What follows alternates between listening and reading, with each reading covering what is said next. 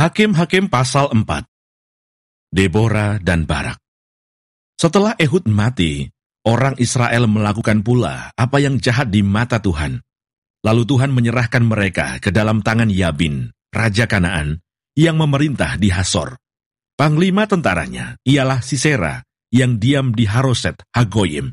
Lalu orang Israel berseru kepada Tuhan, sebab Sisera mempunyai 900 kereta besi, dan 20 tahun lamanya ia menindas orang Israel dengan keras.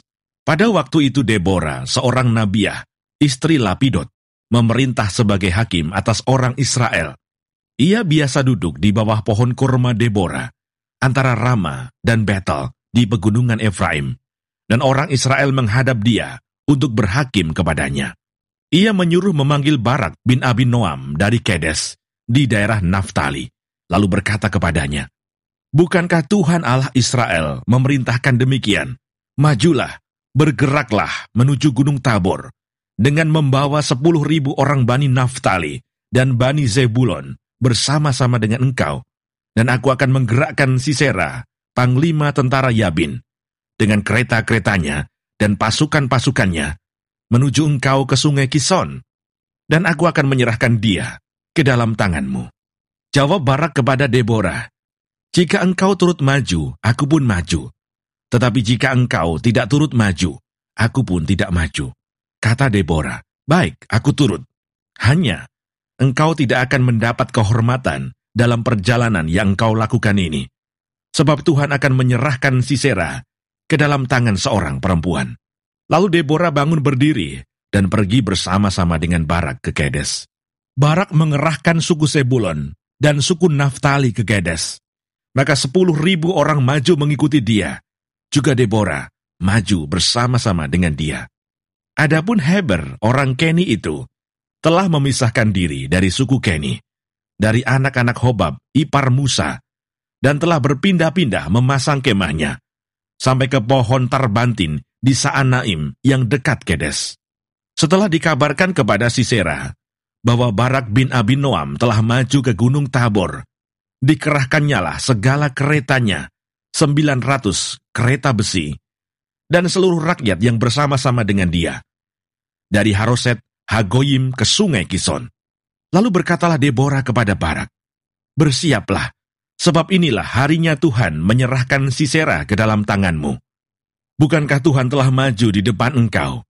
Lalu turunlah Barak dari Gunung Tabor, dan 10.000 orang mengikuti dia, dan Tuhan mengacaukan Sisera serta segala keretanya, dan seluruh tentaranya oleh mata pedang di depan Barak, sehingga Sisera turun dari keretanya, dan melarikan diri dengan berjalan kaki.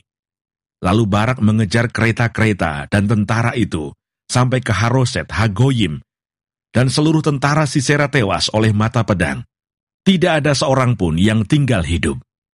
Tetapi Sisera dengan berjalan kaki melarikan diri ke kemah Yael, istri Heber, orang Keni itu. Sebab ada perhubungan baik antara Yabin, Raja Hasor, dengan keluarga Heber, orang Keni itu. Yael itu pun keluar mendapatkan Sisera dan berkata kepadanya, "Singgahlah tuanku, silakan masuk, jangan takut." Lalu singgahlah ia ke dalam kemah perempuan itu, dan perempuan itu menutupi dia dengan selimut. Kemudian berkatalah ia kepada perempuan itu, "Berilah kiranya aku minum air sedikit, aku haus." Lalu perempuan itu membuka kirbat susu, diberinyalah dia minum, dan diselimutinya pula. Lagi katanya kepada perempuan itu, "Berdirilah di depan pintu kemah, dan apabila ada orang datang dan bertanya kepadamu, 'Ada orang di sini?' maka jawablah, 'Tidak ada.'" Tetapi Yael, istri Heber, mengambil patok kemah. Diambilnya pula palu, mendekatinya diam-diam, lalu dilantaknyalah patok itu masuk ke dalam pelipisnya, sampai tembus ke tanah, sebab ia telah tidur nyenyak karena lelahnya. Maka matilah orang itu. Pada waktu itu muncullah Barak yang mengejar Sisera. Keluarlah Yael mendapatkan dia dan berkata kepadanya, "Mari, aku akan menunjukkan kepadamu orang yang kau cari itu."